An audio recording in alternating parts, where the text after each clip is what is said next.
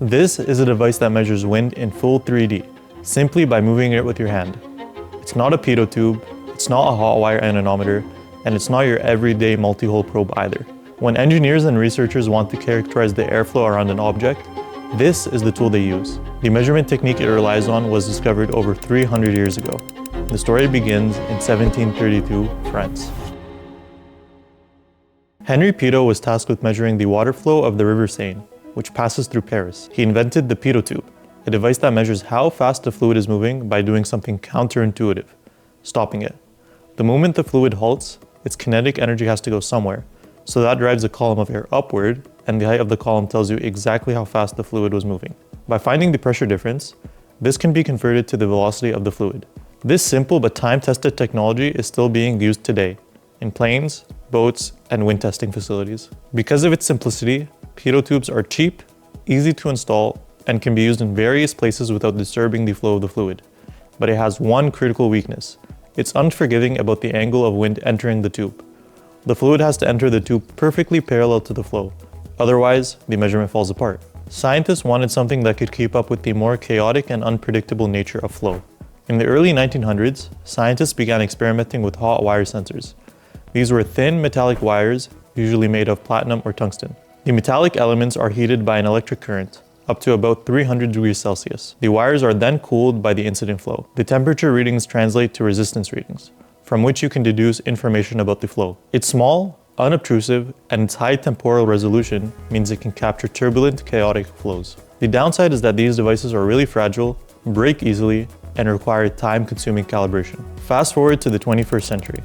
The multi-hole pressure probe was designed with one specific problem in mind: the Pitot tube's inability to measure angled flow. A multi-hole pressure sensor fixes that by having, well, as the name suggests, multiple holes. With this, you can get the best of both worlds.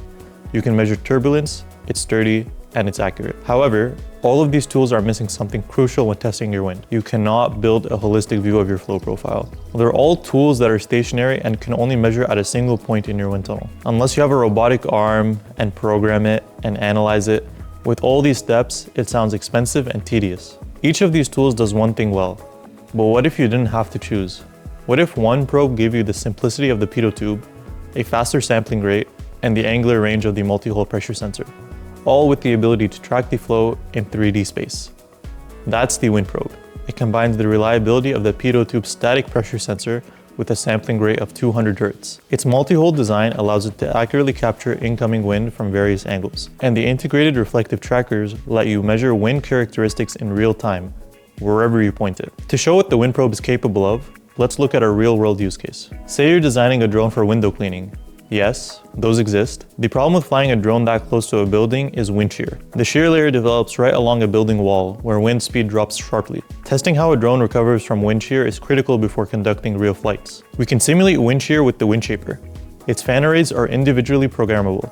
By running one side faster than the other, you get a sharp shear pattern. In this case, the left half generates 2 meters per second of wind speed, while the right half produces 6, with a sharp transition directly in the middle. But how do you actually verify the wind profile is what you think it is? That's the whole point of the WindProbe.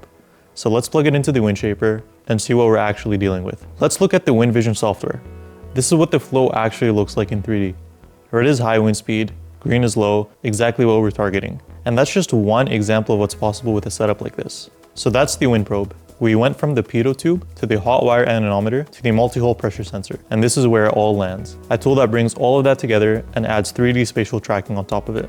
And there's a lot more that you could do with it, from validating CFD simulations and studying flow around objects to mapping out realistic wind profiles. We'll be covering all of that and more. Thanks for watching, and we'll see you in the next video.